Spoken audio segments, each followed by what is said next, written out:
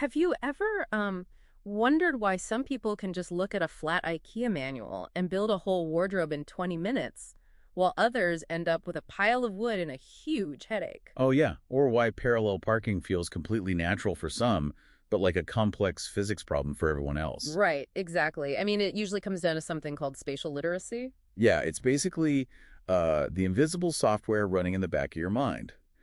So for our exploration into the source material today, we're unpacking a guide titled Positions by Kulsum Ayaz. And, you know, on the surface, it just looks like a basic workbook, but it's actually this incredible masterclass in categorization.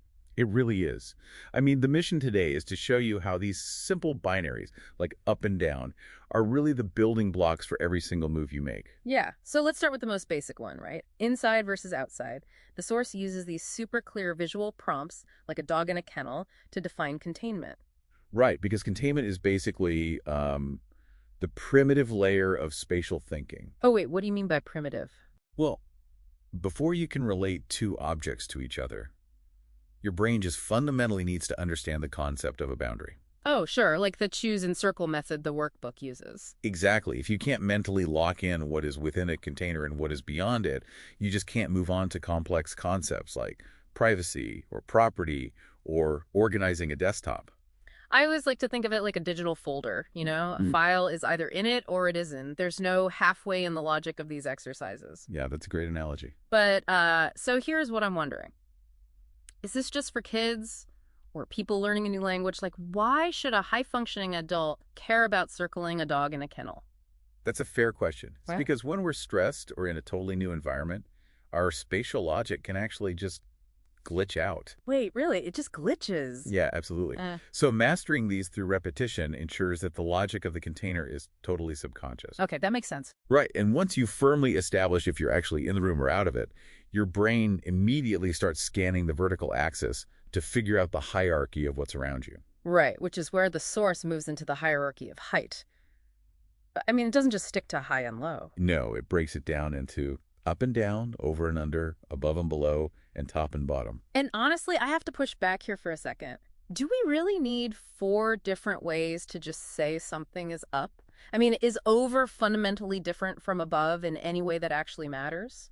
Well, yeah, it actually matters a lot for physics and safety. Oh, wow, okay. Yeah, think about it. The workbook distinguishes top as something that is part of or touching an object, like the top of a ladder. Right, so top implies contact. Exactly. Mm. Whereas above suggests a void, Hmm. like a space in between. Oh, I see. So it's the difference between your hat being on your head and a bird flying over it. Yes. Or, if you tell a construction worker there's a wire on top of the ceiling versus above the ceiling, those are two very different jobs.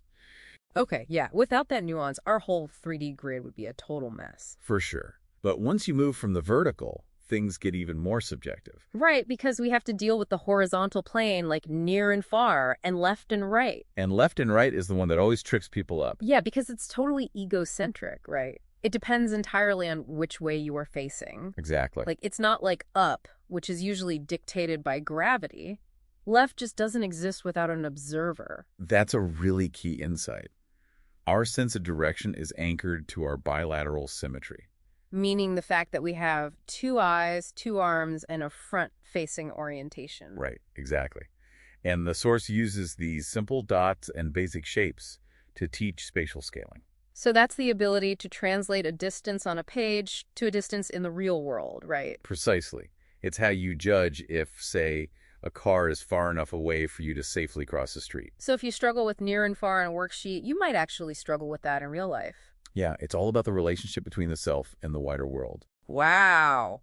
So we've moved from the hard boundaries of inside through the specific heights of above and top to the lateral logic of left and right. It really is a progression of orientation. It's so fascinating because these concepts are so fundamental that they just become invisible to us. Yeah, they are the quiet architects of your navigation. Like, we don't think about the word under when we're looking for our keys. We just act on the logic. Right. Those worksheets are meant to be circled and checked, but once you internalize them, they just vanish. So, as you go about your day, I want you to try a little experiment. Oh, I love these. Yeah. Pick your favorite room. Now, try to describe it to someone without using a single position word we discussed today. Oh, wow, that would be tough. Right. No on, no beside, no inside, no left. You'll quickly find that without this spatial grammar, your mental map completely falls apart. It really does. So does our language define our space, or does the space define our language? Just something to think about next time you are, stepping outside.